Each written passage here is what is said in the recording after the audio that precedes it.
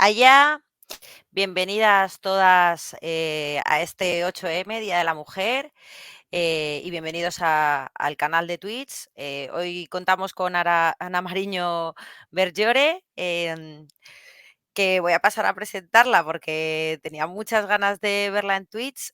Ana es licenciada en Historia del Arte, tiene un máster en Literatura Comparada por la Universidad de León. Su tesis doctoral es un estudio comparativo de los libros de caballería hispánicos y obviamente del Señor de los Anillos, y también ha publicado varios artículos sobre Tolkien y el Beowulf, el falso cronista en El Señor de los Anillos. Ha ganado un Elfwin en 2015 por su ensayo Misoginia, patriarcalismo y roles de género en la Tierra Media, y este mismo año ha ganado el Accessit por The Battle of Pelennor, pues sobre la obra de Tomás Hijo y las palabras de Tolkien. Y además es miembro de la asociación desde hace casi 10 años y cofundadora de la Comisión de Acogida de la Sociedad Tolkien Española. Bienvenida.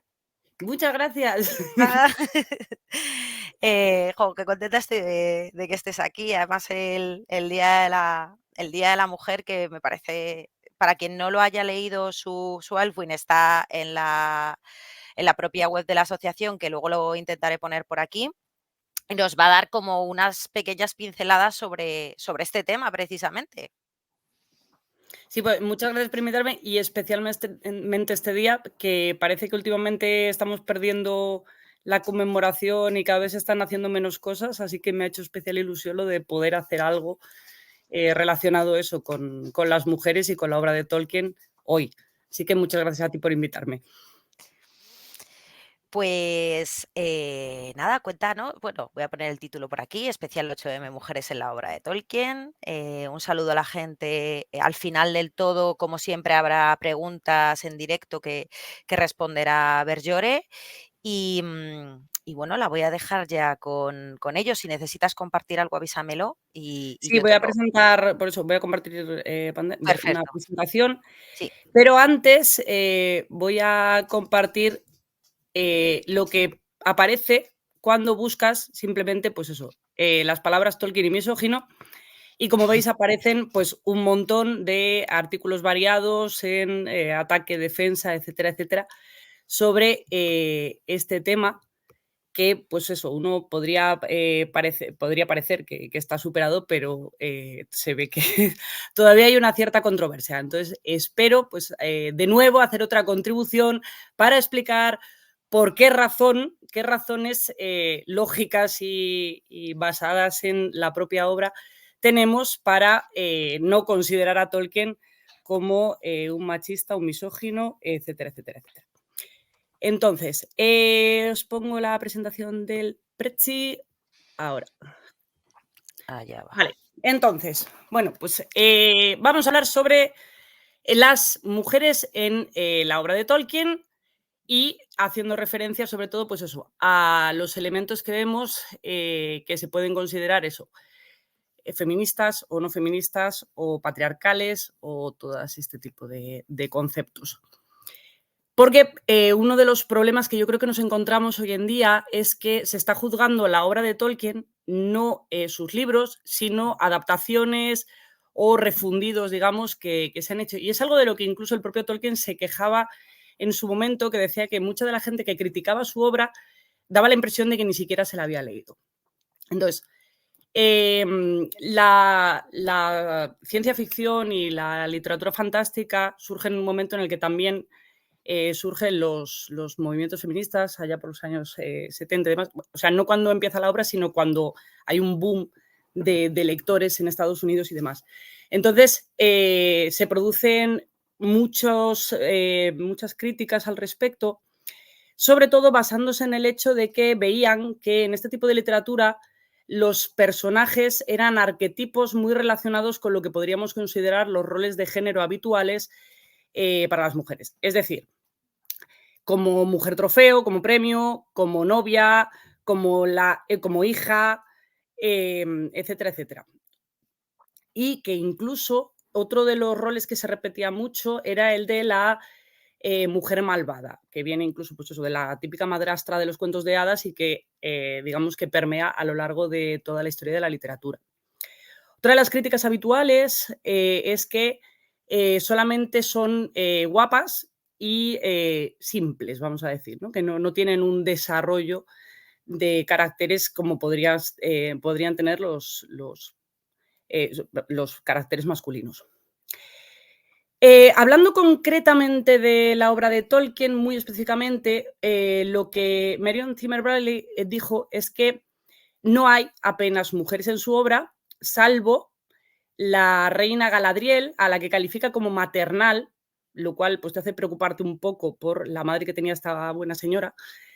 Y la ambiciosa Eowyn, que tuvo que aprender a que no le estaba permitido ser un héroe. Esto yo creo que habría que, o sea, es una de las cosas que yo revisé específicamente, tanto la cuestión de la cantidad de mujeres que hay, la calidad que tienen y esa idea que ella muestra acerca del papel que hace Galadriel en la obra y el papel que hace Eowyn, y es lo que quiero principalmente compartir con vosotros. Y voy a hablar de los principales personajes femeninos que hay tanto en El Hobbit como en El Señor de los Anillos. No tanto, voy a hacer alguna referencia al Silmarillion, pero me voy a centrar más en esos dos que son los que publicó él en vida, mientras que el Silmarillion, digamos que es una especie de refundido que hizo su hijo y demás, entonces prefiero ceñirme el grueso a la obra publicada realmente por Tolkien. Vamos a empezar con los hobbits, o las hobbits en este caso. ¿Por qué empiezo con las hobbits? Porque una cosa que no debemos olvidar nunca es que El Señor de los Anillos está escrito desde la perspectiva de los hobbits. Se centra en su historia y en lo que a ellos les ocurre, digamos. Y, de hecho, específicamente, Tolkien habla de la tradición documental en la que se ha basado, ¿vale? Que es el libro rojo, que se guardó, etcétera, etcétera. Y lo que queda claro es que la perspectiva hobbitocéntrica hace que los hobbits no pueden hablar de cosas que no conocen. Entonces, va a haber mucha más información sobre los humanos, por ejemplo, que es con los que ellos tienen más relación, que como veremos después, con los enanos, etc. Entonces, empezando con las hobbits, con los hobbits. En una de las cartas él especifica y habla de cómo funciona la sociedad hobbit. Uno de los elementos que destaca sobre todo es el uso de palabras que dice que su línea es patrilineal, no patriarcal. Entonces, que sí que adoptan el apellido masculino, etcétera, etcétera, pero que las familias se gobiernan con una diarquía en la cual el hombre, vamos, el padre y la madre tendrían distintas áreas de influencia, pero la misma importancia. Y que en el momento en el cual pues, alguien se queda viudo y demás, el cabeza de familia es el que queda, es decir, la viuda o el viudo. Ese sería porque las familias son un poco tribu, digamos. Y de hecho, sí que van a mencionar a una hobbit en el Hobbit, que es la madre de Bilbo, a la que Gandalf hace referencia y que era rica, famosa, es decir, el marido le construyó el agujero hobbit con su dinero, ¿vale? Era ella digamos, la que venía de la familia más importante o más rica, y era la que tenía el espíritu aventurero, la que, digamos, transmite a Bilbo esa parte Tuk que va a ser tan importante para empujarle a salir adelante. Es verdad que no tenemos datos exactos de a qué se refiere con el espíritu aventurero o qué aventuras pudo haber vivido Belladonna o qué aventuras pudo querer vivir. Quizás es algo que incluso podría suscitar una cierta curiosidad y demás, un spin-off. Pero el hecho es que en El Hobbit, que no hay demasiados personajes, sí se menciona a una hobbit como alguien importante, al menos en la vida de su hijo. Después, ya en El Señor de los Anillos, está el personaje de Lobelia Sacovilla-Bolsón, que además es un personaje que yo creo que no se le presta suficiente atención muchas veces, porque pasa de ser una mujer tremendamente desagradable y molesta al final del Hobbit, en el que pues eso, pues dejan, intentan quedarse con las propiedades de Bilbo y demás, e incluso que llega a robar unas cucharas, a convertirse en el Señor de los Anillos en la máxima, diría yo, representante de la resistencia ante Zarquino. Y de hecho, pues eso, que la encarcelan, y es la única que realmente se enfrenta a ellos con su paraguas, que habría que ver a la señora, además ya mayor, con el paraguas, haciendo frente a un señor el doble de grande que ella, armado con garrotes y demás,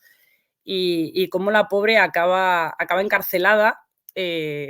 Exactamente, Lobelia de villana heroína, sí. Entonces, yo creo que es un personaje que revela, o sea, es uno de los personajes que muestra cómo Tolkien sí que hace evolucionar a sus personajes, tanto masculinos como femeninos, y que en ningún caso son arquetipos. Porque el hecho es que esta señora se le coge manía y de hecho cuando Frodo vende el agujero Hobbit, hasta te parece mal, ¿no? ¿En serio le van a dar esto a esta señora después de lo que ha hecho y demás?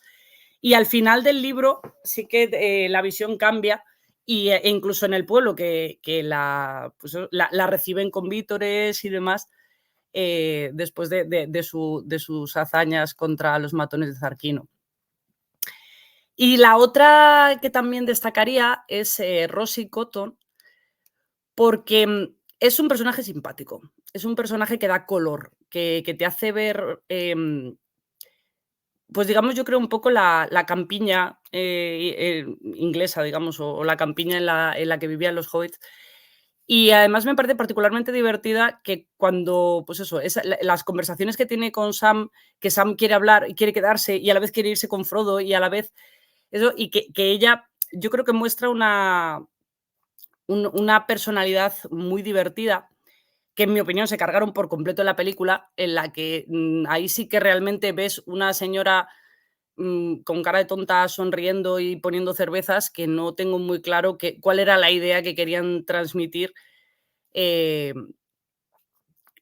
cuando en el libro tienes, pues eso, tienes todo el texto, o sea, solamente tenían que haberlo pasado un script y ya estaría, y con unas escenas muy divertidas que aparte, pues eso, de quitar lo del saneamiento de la comarca, que creo que tampoco fue una gran decisión, también le quitan mucha profundidad y mucho interés, creo yo, a la parte que podía haber tenido Hobbiton y el regreso.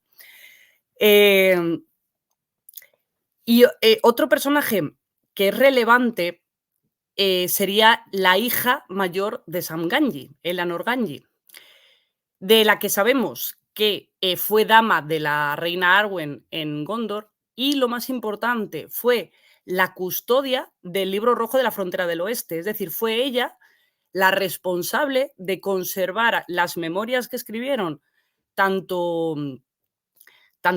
Bilbo como Sam como Frodo, y que sin ella, digamos, si ella no hubiera custodiado esta obra, no tendríamos ni El Hobbit ni El Señor de los Anillos, se habría perdido toda esa historia. Y ya, pues, por último, para el último personaje de los Hobbits que también, pues eso, aparece también en segundo plano, pero que se deja muy claro que era la matriarca de su familia y que era quien cortaba el bacalao, era la abuela de Gollum. O sea, no se habla del abuelo de Gollum, ni de la madre, no, se habla de la abuela de Gollum, y es, vamos, de Sméagol en este caso, que era la matriarca de ese agujero hobbit. Aquí pasamos ya a la parte, digamos, un poco menos conocida de los personajes femeninos. ¿Por qué? Recuerdo otra vez.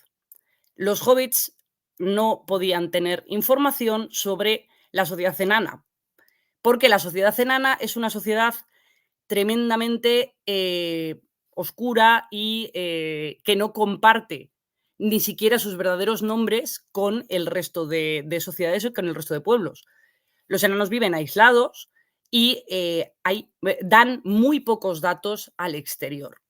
Entonces, una de las cosas que más o menos dejan, o sea, o de la información que llega, es que son un tercio, son mucho menos numerosas que los varones, es decir, nacen muchas menos enanas que enanos, pero y que además, digamos que tienen unos ciertos problemas de reproducción, vamos a decir, porque no se las puede obligar a casarse.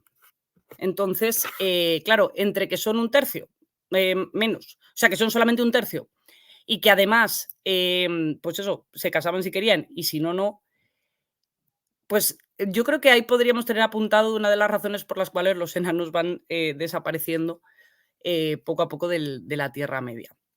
De la única que tenemos noticia y que obviamente no será su nombre real, sino el nombre que se da al exterior, es de Dis, que es la madre de Fili y Kili, y era la hermana de Thorin.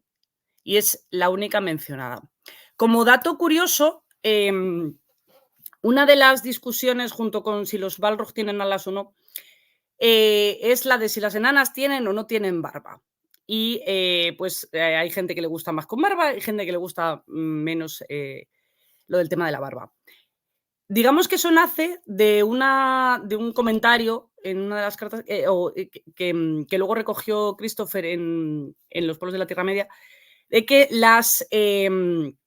que eran indistinguibles. Y de hecho sale el chiste en la película de Peter Jackson.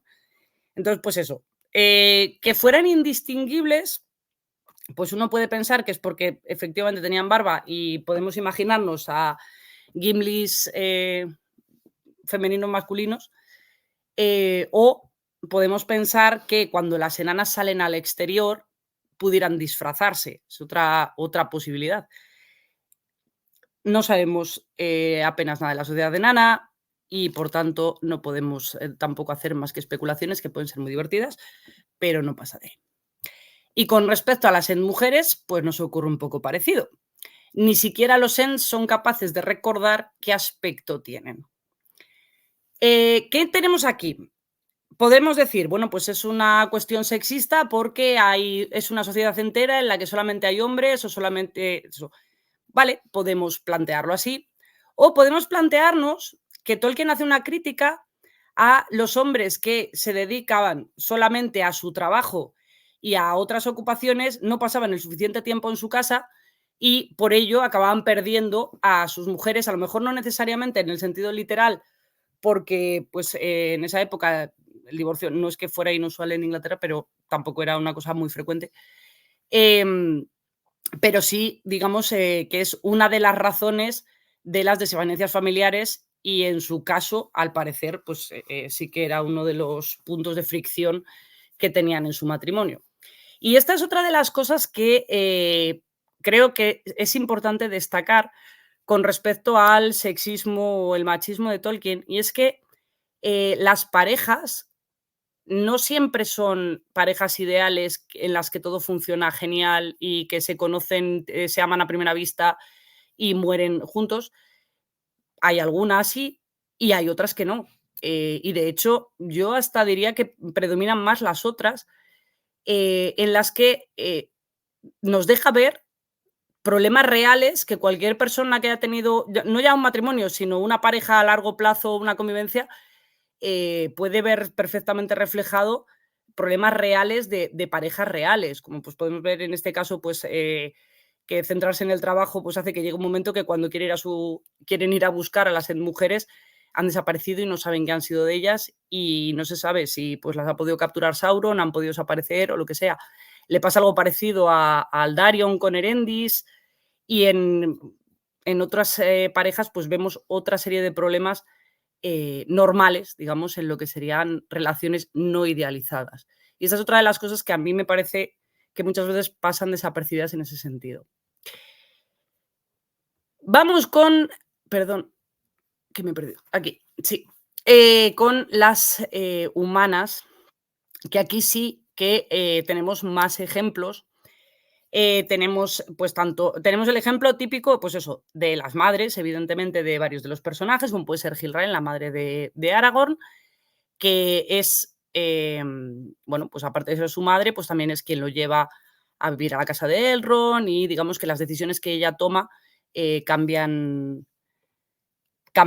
algunos elementos que podrían ser diferentes, digamos, en la trayectoria de Aragorn. Tenemos, pues eso, se menciona pues a la mujer de Theoden y demás. Sin embargo, todo esto sí que es verdad que son personajes muy tangenciales, muy secundarios. El que podríamos mencionar que sí que tiene, digamos, diálogo y demás sería Ioreth, la curandera de las casas de curación de Gondor, que es la que hace un poco de heraldo del regreso del rey, que es uno de los elementos importantes. Ella es la primera que se da cuenta de las marcas o de los símbolos. Y ahí también me gustaría destacar eso, que es un personaje divertido. Es de alguna forma, diría yo, pues eso, la típica cotilla de pueblo, ¿vale? Y le da con muy, muy, muy, muy pocas líneas de diálogo, le da personalidad, le da gracia. No es un personaje plano o, digamos, suprimible. Sí, suprimible es, pues la serie, o sea, en la película lo suprimieron y evidentemente no es un personaje principal. Pero sí que es un personaje que da color y que tiene... que yo no lo calificaría en ningún caso de plano. ¿Cuál es el único personaje que todo el mundo salva como ejemplo de no machista? Éowyn.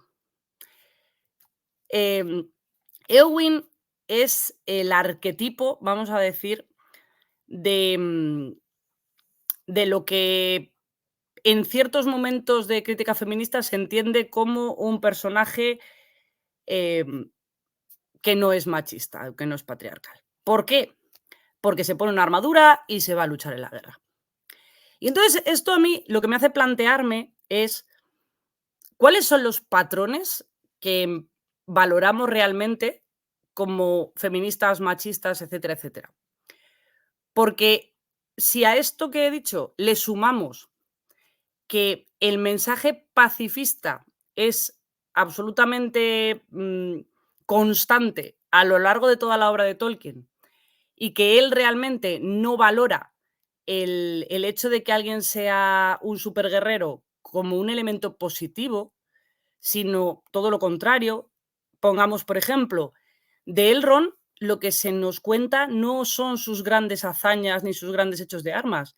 De Elrond se nos cuenta que es un tío que ayuda a la gente que pasa por su puerta, incluyendo a unos enanos totalmente desconocidos, y que además tiene unas habilidades de sanación por encima de lo normal, por poner un ejemplo.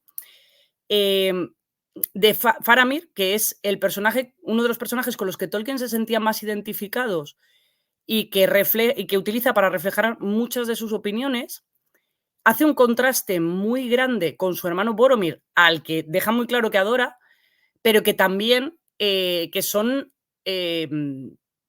arquetipos diferentes y personalidades diferentes. Y por eso Boromir acaba como acaba y Faramir no. Quiero decir, Boromir es el hijo ideal para su padre porque es un gran guerrero, es alguien poderoso, es alguien que puede ser líder de su pueblo en la guerra. Y Faramir no le gusta, porque Faramir no cree en la guerra como medio, o sea, como fin, perdón, sino como medio, y que cuanto más se pueda evitar, mejor. Y que él es un guerrero y él participa en la batalla y realiza acciones heroicas.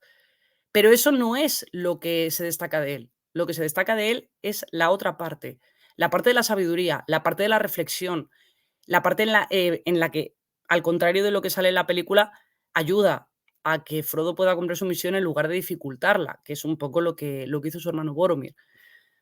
Porque lo primero no es la gloria, lo primero es conseguir la paz, conseguir acabar con Sauron, conseguir todo eso.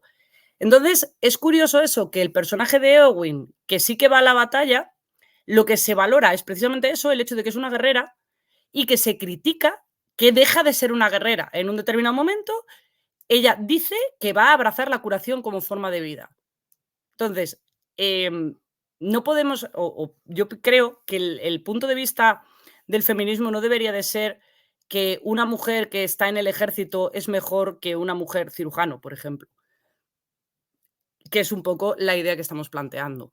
La de Eowyn es un personaje magistral porque es un personaje que evoluciona, es un personaje que efectivamente en todo momento y todos los personajes hablan muy bien de ella, y esto es otro elemento importante, los hombres con los que ella se relaciona y que son los grandes líderes de sus pueblos no se sienten amenazados por ella y en ningún momento se le critica ninguna de las decisiones que toma, y alguna de ellas es muy cuestionable, sino que en todo momento se la valora por lo que es y por lo que hace. Y, por ejemplo, como digo, el hecho de que la nombren dirigente de su pueblo, que se le hace una ceremonia de investidura, se la coloca como cabeza del pueblo de Rohan, y ella, en vez de asumir eso como un honor y como, pues eso es, voy a preocuparme de que estas personas estén bien y de preparar la última defensa si todo esto falla, etcétera, etcétera, ella, de forma un tanto, diría yo, adolescente y un poco egoísta, mm, decide que lo que quiere es disfrazarse de hombre e irse a luchar al campo de batalla, en lugar de lo que se le había pedido y que, insisto, que se ve y se refleja como un gran honor y que ella tenía muy buena acogida entre su pueblo, o sea, no por debajo de su hermano. Y lo curioso es que después de eso, nadie se lo echa en cara. O sea, en el momento en el que ella cae luchando contra el rey brujo y demás, nadie en ningún momento hace ninguna referencia a que ella ha desertado de su puesto. Al contrario, sus hazañas la han puesto entre las heroínas de gran renombre, es todo el tiempo un discurso tremendamente positivo sobre ella. Y de hecho, lo que sienten es la posibilidad de que no se recupere, de que realmente le haya afectado tanto la pelea contra el rey brujo que no salga de ahí. Y es a través de su conversación o su enamoramiento con Faramir, que es, como digo, uno de los personajes más sabios y con unas ideas más parecidas a las de Tolkien, cuando ella se da cuenta de que la guerra no es el objetivo. Pero claro, ¿por qué ella quiere ir a la guerra? Primero, porque es donde va toda su familia. Segundo, porque la sociedad de Rohan, que está mucho menos evolucionada que la sociedad de Gondor, sigue valorando los grandes hechos de armas, siguen teniendo pues eso, toda su literatura sería muy parecida pues eso, al Cantar del Miocid o al Beowulf. Esa es un poco la sociedad en la que ella se ha creado. Y después, no es que se la convierta en una mujer trofeo, que es una de las cosas que se ha dicho como crítica, sino que ha evolucionado, ha conocido otras sociedades más civilizadas, ha conocido la destrucción y el horror que genera la guerra, y esto también es un elemento muy importante. Tolkien refleja muy la ideología feminista y pacifista de Tolkien. Creo que tiene mucho que ver con la experiencia real de la guerra en la que él estuvo y que muchos de los escritores que leemos y que nos encantan y demás no tienen. Y por tanto es muy fácil hablar pues eso, de la guerra, de los combates, etcétera, etcétera, como algo heroico, cuando uno no ha estado en ello y no ha visto realmente el sufrimiento, el dolor, el miedo, etcétera, etcétera, etcétera. Y eso es lo que yo creo que refleja la evolución del personaje de Eowyn, y no el convertirla en una guerrera y para luego amoldarla, ¿no? Al ponerla en el molde adecuado patriarcal de mujer de señora de eso. ¿Por qué creo yo esto? Porque ver a Eowyn como una mujer florero, vamos a decir, o una mujer trofeo, como recompensa, ¿no? Por las hazañas bélicas, bueno, pues tienes que aprender a no ser un héroe, ¿no? Como decía Marion Zimmer Bradley. Me parece raro o extraño o difícil de compatibilizar con lo que ocurre con Arwen, porque hay un contraste muy claro entre estos dos personajes. El personaje de Arwen sí que es, digamos, un elemento más pasivo. Y de hecho, es otra de las críticas que se hace, que mientras que, o sea, se supone que ella se parece a... Ay, se me ha ido ahora, a la hija de Melian. Lucien. Istel, ayúdame, porfa. Lucien. A Lucien. Gracias. Es que justo se me acaba de esto. Dicen que se parece a Lucien y entonces pues alguna crítica considera, bueno, pues si tanto se parece a Lucien, pues podría haber hecho lo mismo, ¿no? Haberse ido a ver a Sauron, haberle bailado, haberle, no sé, de alguna forma haber hecho algo más que sentarse en su casa a bordar un estandarte y a esperar a que vuelva Aragorn de la guerra para poder casarse y ser súper felices. Tolkien expresa específicamente que con Arwen quería reflejar el sufrimiento que tuvieron las mujeres, en concreto la suya, pero en general, las mujeres que tenían que esperar por la vuelta de los soldados del campo de batalla durante la Primera Guerra Mundial. Y además responde al modelo de la Dama de los Libros de Caballerías, que básicamente tiene un papel muy pasivo porque aquí sí que son solamente el premio del héroe. O sea, el libro de caballerías termina con el matrimonio y con el ascenso al trono del caballero principal, exactamente igual que ocurre en El Señor de los Anillos con Aragorn y Arwen. Pero claro, aquí podríamos decir, ¿vale? Pues entonces tenemos a Arwen, que ha cumplido con todo, ¿vale? Es una princesa súper guapa, que está siempre súper bien vestida, que cumple perfectamente con ser un ser paciente y estar esperando siempre a que su amor cumpla con todo lo que tiene que cumplir para poder ser digno de ella. Y por fin consigue su premio, que es casarse con Aragorn. Y hasta ahí sería ¿no? el final feliz. Claro, pero es que Tolkien no termina aquí la historia de Arwen. La historia de Arwen termina con Arwen sola, triste, muriendo sola y triste en la colina donde había conocido a Aragorn. Entonces, evidentemente no es un final feliz. Evidentemente no nos están diciendo que fue un premio. Y si uno lee atentamente la última conversación que tienen Aragorn y Arwen, claro, Arwen lo que le expresa es que para ella ha sido un suspiro el tiempo que han compartido juntos.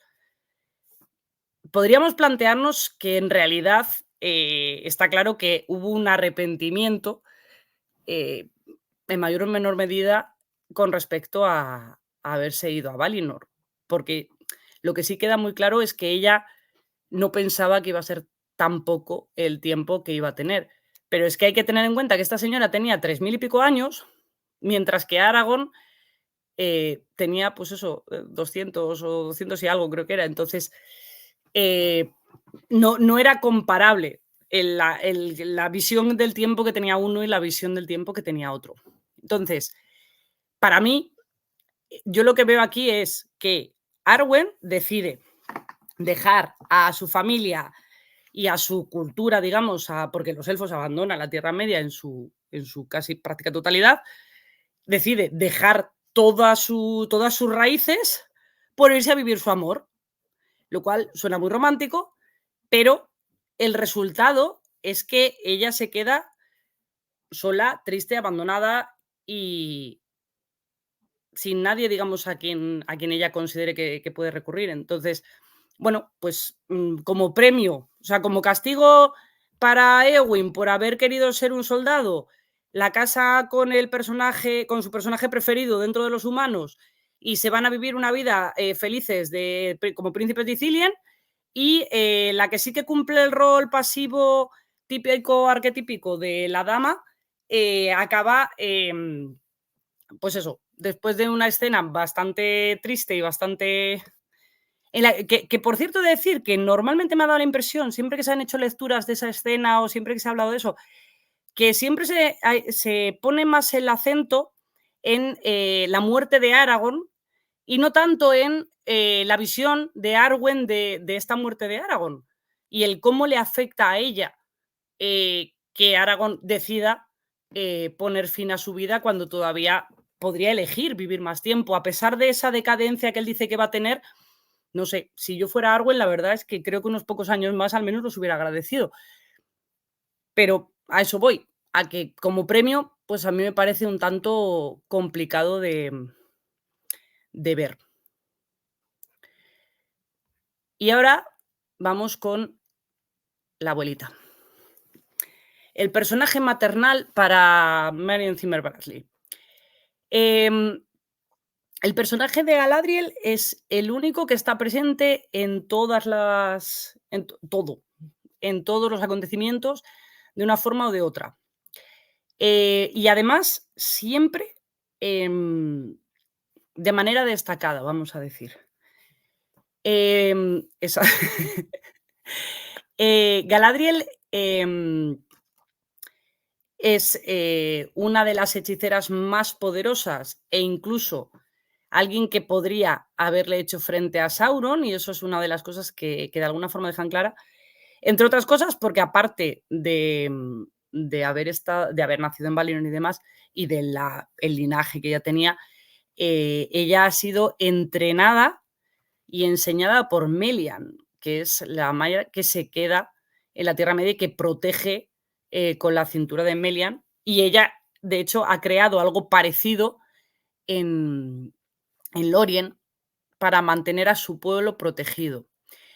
Este es un personaje que a mí me parece mucho más llamativo, digamos, y insisto, es como madre, o sea, me ha gustado lo de la madre coraje porque efectivamente, o sea, esta sí que realmente todo lo que hace o mucho de lo que hace, lo hace por su pueblo.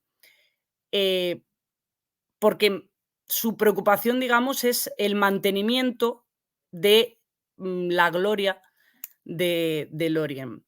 Un poco de manera un tanto inmovilista, que esa yo creo que es otra de las cosas que les ocurre a los elfos en general, y es que la preocupación por la conservación les hace no querer evolucionar o ser más reacios a evolucionar, y es lo que de alguna forma creo yo que lleva también a su caída. Este es otro personaje también que no es un arquetipo. Tenemos que nos dice que de joven le gustaba hacer hazañas atléticas, que le gustaba participar en competiciones. Después estuvo relacionada con toda la cuestión de la matanza de los Teleri. Ella es una de las que tuvo que cruzar el Helcaraxe y pasó por un montón de sufrimientos y de problemas cuando abandonan Valinor.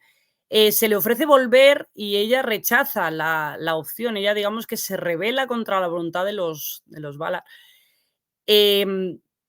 Se casa con. O sea, le ofrece Celeborn uno de los anillos de poder de los elfos para que pueda para que sea la dirigente y la protectora de su pueblo.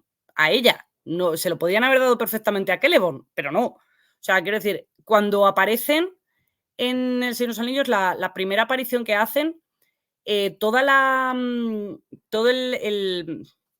párrafo descriptivo hace referencia a los dos. Dice, tan altos eran los dos. Quiero decir, sí que todo el tiempo, pues eso, se da una importancia similar como dirigentes tanto a Celeborn como a ella. Pero después, inmediatamente, Celeborn prácticamente desaparece y es ella la que tiene el poder profético con el espejo, la que tiene el anillo, la que organiza un poco toda la cuestión, la que le ha leído la mente de alguna manera y sabe lo que va a pasar. Además, es también la que manda ayuda a Gandalf cuando el Balrog, etcétera, etcétera, etcétera. Manda a la Compañía Gris a ayudar a Aragorn. O sea, ella tiene un papel fundamental y absolutamente decisivo en toda la obra de Tolkien. No tanto como, pues eso, como protagonista, pero es la ayudante por excelencia.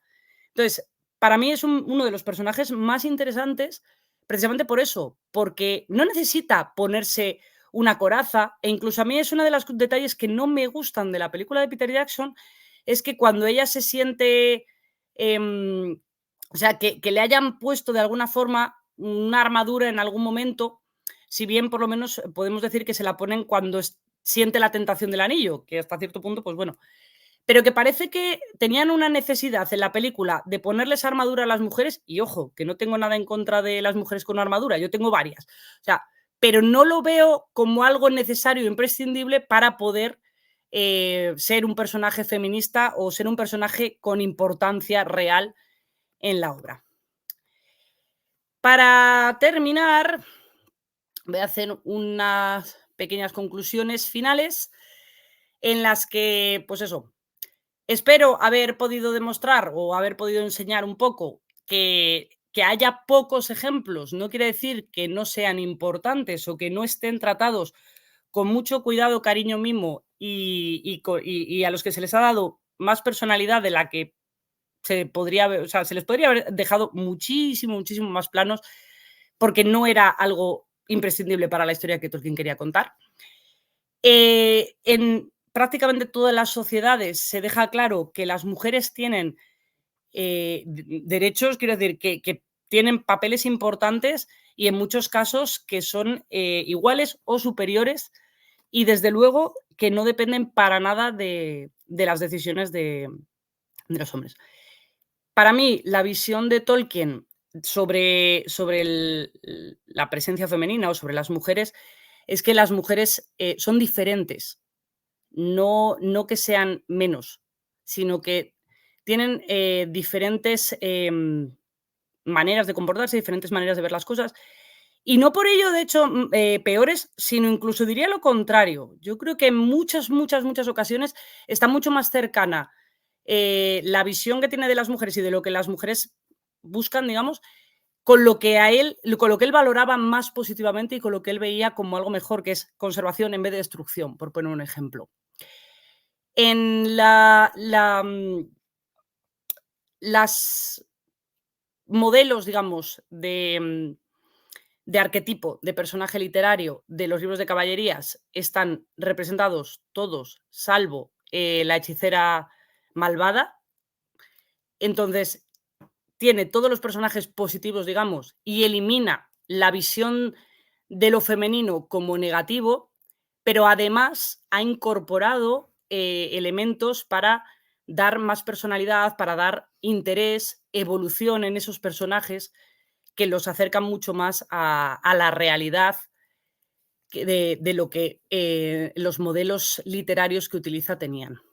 Y por último, que esa es otra de las cosas que me parece fundamental, es que los roles masculinos que están en la obra no son para nada patriarcales. Tenemos eso, Elrond como curandero, Faramir como más como sabio que eso. Y, por ejemplo, un ejemplo muy tonto, muy tonto, muy tonto, pero que te da una idea de esa cuestión es Bilbo. Bilbo era un señor que tenía mucho dinero, podría haber tenido perfectísimamente una criada y, sin embargo, lo muestra como un maravilloso amo de su casa que la tiene estupenda y que cuando llegan un montón de invitados empieza a sacar pastelitos y un montón de cosas de la despensa bien provista que tenía, sin necesidad de tener que llamar a ninguna mujer que hiciera el té o todo este tipo de cosas, que es algo que ni siquiera hubiera resultado extraño o que hubiera destacado, digamos. Son modelos masculinos que es eso, no pertenecen o no se comportan con roles así y que además no su trato con estas mujeres, que son mujeres fuertes, independientes y con su propia vida, no las ven como amenaza ni necesitan, pues eso, colocarlas en una posición inferior, sino que todo lo contrario, no tienen más que palabras agradables hacia ellas. Y muchas gracias por escucharme. Bien. Muchísimas gracias a ti. Yo he tomado notas, aquí. Que yo siempre tomo notas. Bueno, voy poniendo aquí que la gente que nos está viendo ponga las preguntas en el chat. Yo voy a empezar con una cosa que me gusta muchísimo decir, que es que Tolkien era machista. No nos sorprende, señor nacido en el siglo XIX. Yo creo que es eso, que Tolkien era un señor de su tiempo, pero que para ser un señor de su tiempo era mucho más feminista de lo que uno hubiera esperado. Lo que pasa es que fuera feminista antes del feminismo ya hubiera tenido mucho... hubiera sido muy llamativo. Creo que se me ha caído Istel.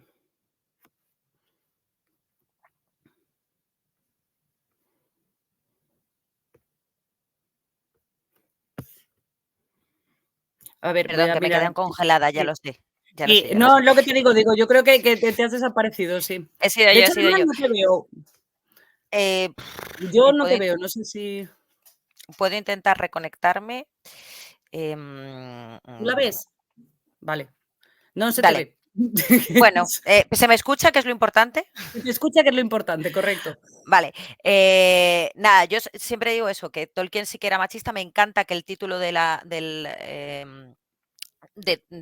esta charla sea que no es misógino, o sea, misoginia en la obra de Tolkien, porque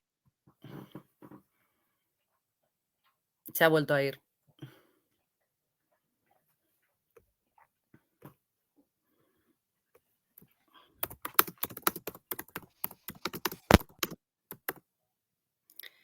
Bueno. A ver, voy a ver lo de los comentarios. ¿Tenéis alguna hobbit favorita? Sí, me gusta. Claro, es que hay pocos hobbits. Pero vamos, la mía sería la Eleanor Ganji, la hija de Sam, porque sin ella no tendríamos el libro rojo. Pero es verdad que Lobelia es muy divertida. bueno, no sé si se me ve o no. Ahora se te oye. Vale, No sé cuánto rato, pero ahora se te oye. Vale. Ya no.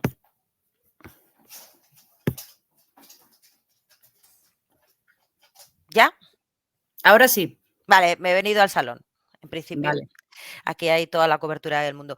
Decía eso, que tenía apuntadas un montón de cosas, lo de Tolkien. Luego tengo apuntado, por ejemplo, con respecto a Arwen. ¿Tú crees, que esta es una pregunta que yo me hago un montón, ¿tú crees? Pues nos vamos a quedar con la duda. Odio internet. Ya, lo estaba pensando, digo, es que seguramente ha funcionado estupendamente.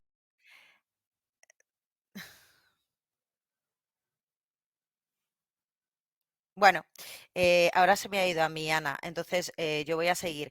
Una pregunta que yo me hago muchísimo. Aquí está. Vale, Una ahora pregunta. ya estoy. Ahora, una pregunta. Escríbela. O sea, es la conclusión a la que he llegado. Ser. Lo voy a poner. Sí, escríbela.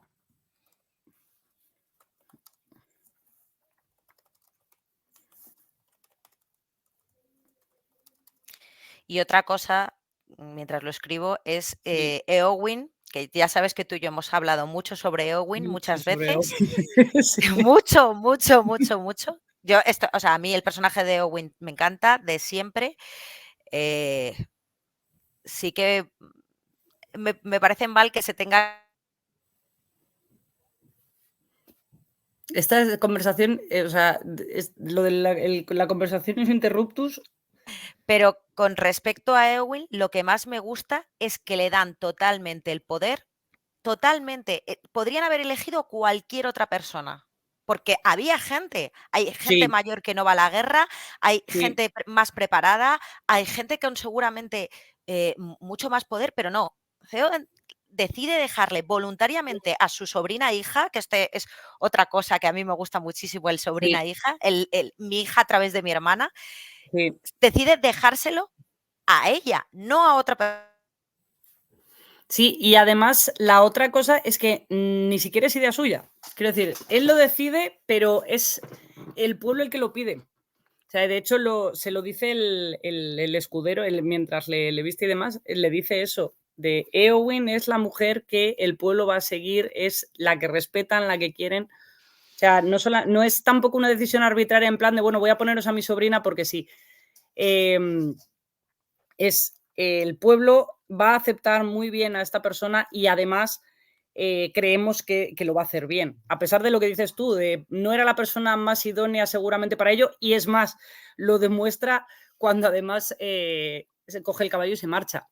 Pero he de decir también lo mismo, Eowyn es mi personaje preferido del Señor de los Anillos desde siempre y con el que sin duda más me identifico, a pesar de que ver sus errores desde fuera también es fácil, pero yo tengo muy claro que en su lugar probablemente hubiera hecho exactamente lo mismo. Y con respecto a la pregunta es esta. ¿Se enamora de Aragorn porque quiere o porque le han metido tanto en la cabeza que se parece a Lucien y debe compartir su destino, que al final ella misma se lo cree y por eso realmente al final se arrepiente?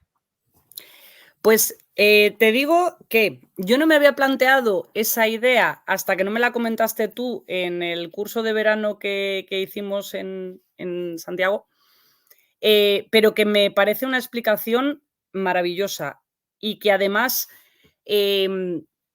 sirve mucho efectivamente para ejemplificar sobre todo cómo las expectativas que ponemos y que en las mujeres yo creo que las expectativas de la sociedad y de la familia son especialmente determinantes o especialmente presionantes en muchos casos,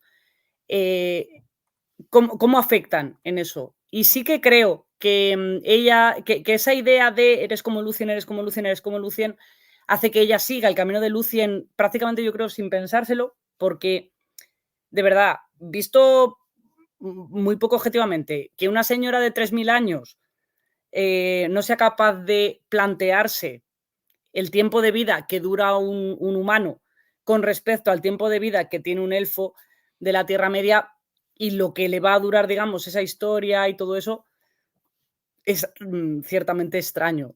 Entonces, yo sí que creo que esa idea puede ser muy interesante en ese sentido, de que cuánta parte era real y cuánta parte era lo que se esperaba que ella hiciera, porque al final había una cierta profecía o había un cierto determinismo de que Sí, gracias a determinismo. ella se iba a recuperar la línea del reino de los hombres. Entonces, al final sí que parece que todo, digamos, todo el mundo, todo, menos su padre, la empujaba hacia ahí. Nos comenta Emma Herrero que tenemos claro que la obra de Tolkien no es machista, pero en lo que se refiere a él como ciudadano, ¿se conoce alguna carta, documento, conversación donde él toma partido y opina sobre los movimientos feministas de su época? Hay varias charlas sobre esto, hay varias charlas. Sí, Hay una charla de Leonor de hace sí, un par de años precisamente sí, de Leonor Fernández sí, yo creo que en los encuentros de Hasad Dum, que voy a ver si lo sí. puedo pasar por aquí. Mm. Porque Yo creo es que la hizo maravilloso. en una Estelcon, que hizo una Sí, charla en una Estelcon o algo así, ¿eh? No sé si fue en Hasad Dum, que puede que también, ¿sabes? Pero sí, y ya, a ver, ¿cómo diríamos? Pues un poco lo que dijo Estel. Lo primero, este señor era un hombre de su tiempo y además católico, que no es que sea bueno, las hay peores, pero quiero decir, hay un cierto machismo, yo creo, inherente a esa estructura social. Eh, entonces, él era un hombre de su tiempo, acostumbrado a relacionarse con hombres de su tiempo, en el que, pues eso, había muy pocas mujeres alrededor, había pocas estudiantes, prácticamente ninguna profesora, etcétera, etcétera. Entonces, no tenía mucha relación con mujeres, pero Lo que sí que tenemos es mujeres, digamos, hablando de él, ¿vale? Y hay, o sea, tenía, digamos, una cierta amistad, ¿no? Con algunas mujeres, pues, por ejemplo, con su secretaria Joy Hill, etcétera, etcétera. Y, y lo que sí queda claro es que él no se relacionaba de forma machista, digamos, con eso. Su hija estudió una carrera, por ejemplo, también. O sea, las estudiantes que tuvo se sintieron apoyadas y, por ejemplo, tuvo una que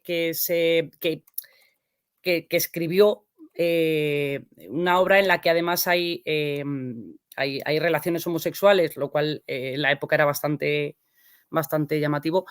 Y él fue el que le dijo que no publicara con seudónimo, que publicase con su nombre.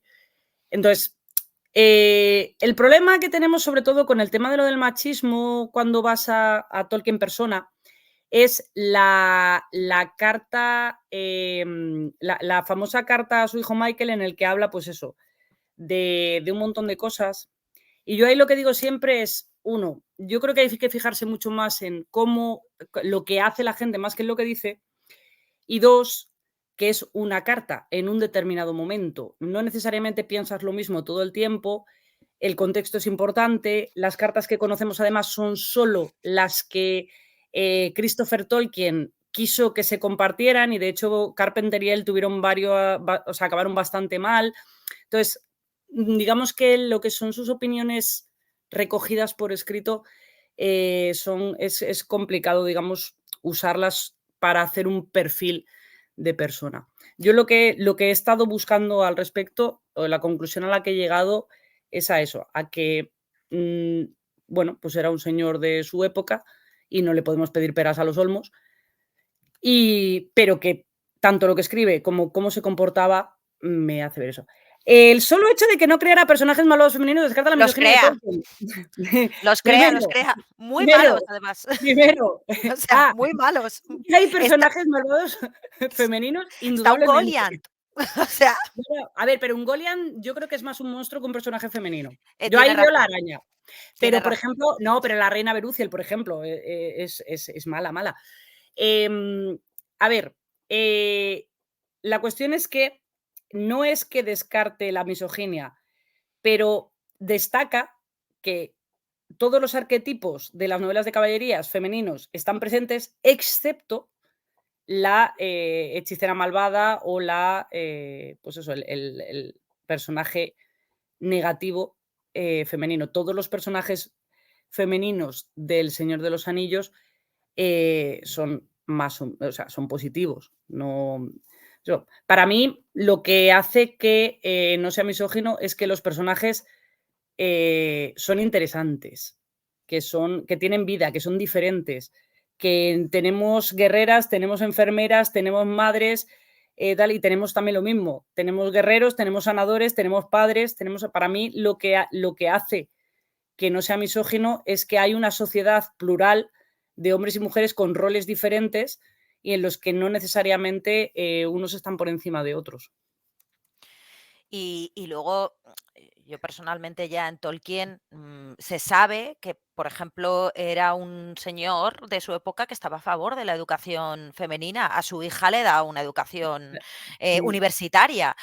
Tenía bastantes doctorandas. Creo recordar que era proporcionalmente uno de los profesores que más Más doctorandas. alumnas, sí, sí, sí, Sí, sí. Que dicen que una de las razones era porque estaba casado y entonces eso lo hacía menos problemático y demás. En mi opinión es porque probablemente las trataba con más respeto, porque eso al final, pensad en una universidad normal, esas cosas se van hablando, se van sabiendo. Problema que no se suelen dejar por escrito. mm. Y luego yo siempre digo lo mismo, que Carpenter está muy bien, pero que Carpenter tiene una visión, te la deja bastante Carpenter. clara. Carpenter, o sea, quiero decir, yo, ¿sabes que yo he dicho varias veces? Esto no me avergüenzo decirlo, voy a poner el comentario este de que cada uno de las opiniones aquí vertidas, no sé qué, no sé cuánto, Sí, porque si no, exacto, no se de responsable de porque no, la STD no se hace responsable de esto, pero yo Carpenter sospecho que odiaba primero a Edith, o sea, me parece que el personaje, a la mujer de Tolkien. Sí. Yo también creo que ¿sabes qué pasa? Que, a ver, voy a decir, Yo creo que no necesariamente tenía por qué odiar a Edith o tenía una mala opinión de ella, porque al final yo creo que no la conoció. O sea, Edith había muerto antes y no sé si se Mm, habían conocido antes o no. sí. Yo creo que simplemente quería construir un personaje y entonces lo otro le sobraba. O sea, Sí, y ¿sabes le lo que quiero decir? menospreciaba constantemente, Eso ¿eh? O es. sea, desde mi punto de vista. Sí. Em, entonces, yo tampoco veo que Tolkien no sea misógino por eso. O sea, Tolkien, seguro que hay Tenemos una Istel que va y viene, es una Istel guadiana. odio de verdad, no puedo más. O sea, Ya, es que ya, no ya. o sea, no sabes lo que me frustra esto, porque hay un internet en casa increíble y Sí, directo, no sé qué le pasa, ¿vale? En los directos yo culpo a Jorge de todo, la verdad. Eh, seguro.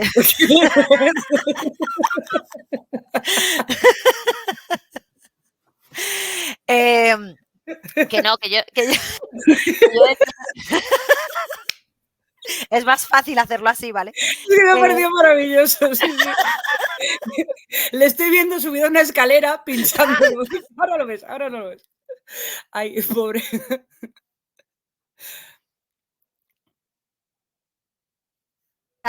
es que no lo sé, no, estoy frustrada con esto. Sí, Em que yo decía que Tolkien, más allá de por los personajes femeninos, y vamos a encontrar 200 ejemplos en los que, de verdad, sí, considero a la mujer mejor que el hombre, no sé qué, no sé cuántos, que eso al final no deja de ser machismo, pero hay que diferenciarlo, de verdad es fundamental diferenciar entre machismo y misoginia.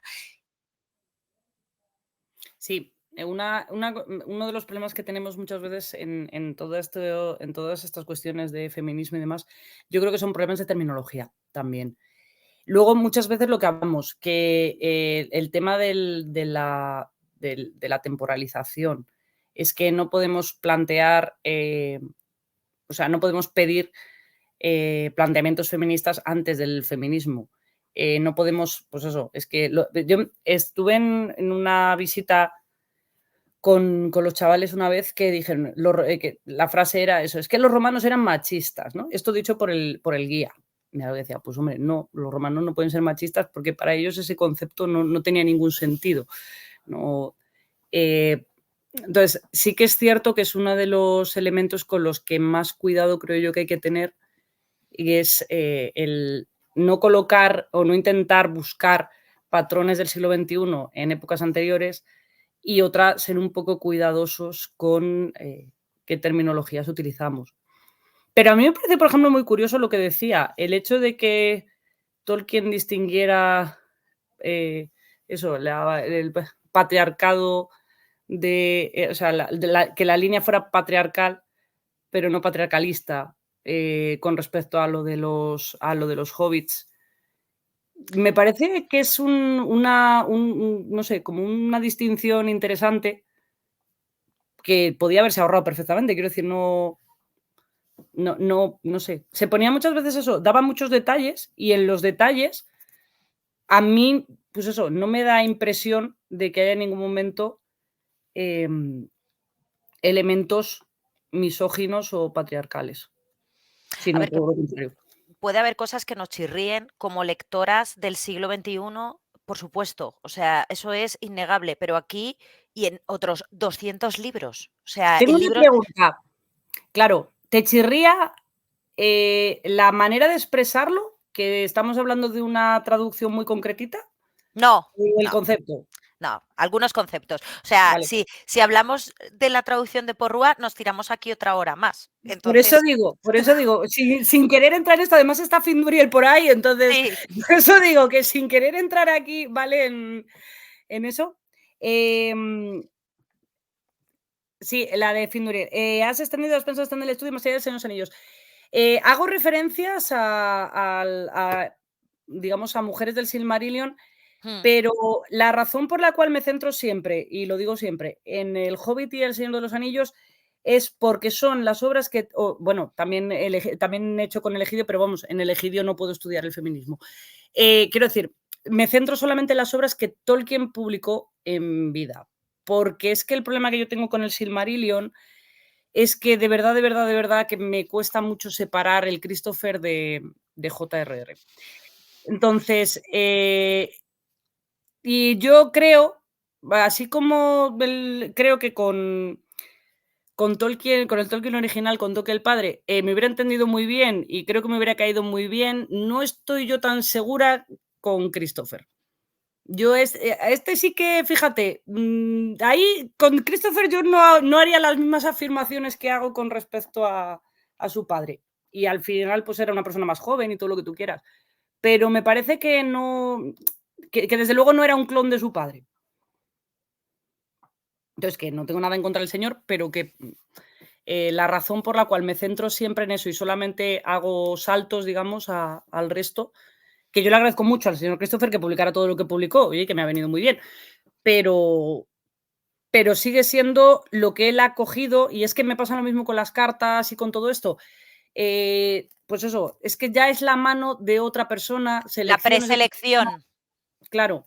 Al final es un sesgo, y hay un sesgo, y yo no os puedo valorar, no tengo información suficiente ni datos suficientes para poder extraerlo, digamos, o valorar eso. Entonces, lo que tengo claro es que el Tolkien y el Señor de los Anillos se publicaron tal cual el señor J.R.R. Tolkien quería. Entonces, por esa razón, es en lo que siempre me baso. Sí, Y quiero decir, a eso me refiero, que sí, Findu. Digo, respecto a esto, que sí, las aventuras de Tom Bombadil, los cuentos, y de hecho, ya te digo, el próximo, o sea, el próximo artículo que estoy escribiendo es de El Egidio, que llevo mucho tiempo con ganas de escribirlo y tal. O sea, pero a eso voy, que voy siempre a la obra que él publicó.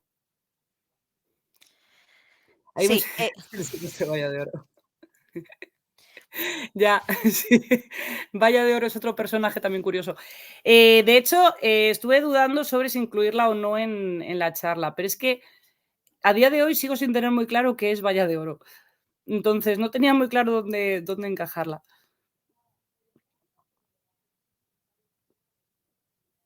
¿se me escucha todavía, aunque no se Sí, me vea? se te Vale. escucha, se te escucha, se te escucha. Tampoco me quiero extender muchísimo porque ya le he sacado la promesa a Berllore de otra charla que estoy deseando escucharla oír, porque es sobre Tolkien y las adaptaciones de su obra y las mujeres en las adaptaciones. Y me voy a despedir para dejarles a las personas que nos están viendo con la sensación de que esto es solo una pequeña parte de lo que nos puedes contar. Muchísimas gracias por venir, Ana. Siempre es un placer. Yo encantada de que hayas venido en este 8M para celebrar el Día de la Mujer. Y Lo que sea, eso, ya te digo, como te dije antes, te agradezco muchísimo que me hayas invitado, más en este día. Encantada de venir a contaros, ya sabéis, yo siempre que puedo hablar de Tolkien, hablo de Tolkien, así que en cualquier momento que os apetezca, pues eso. Y Findu, efectivamente, por favor, cuéntame tu teoría sobre Valla de Oro. pues muchas gracias a todos, a todas, a todes. Si me está escuchando Oron, lo siento porque ya me has dicho varias veces que con todes ya está todo el mundo incluido, pero yo no me doy por vencida y lo sigo haciendo mal. Y nada, muchísimas gracias y nos vemos en el próximo especial. Pues bueno, Adiós. gracias a todos. Un placer.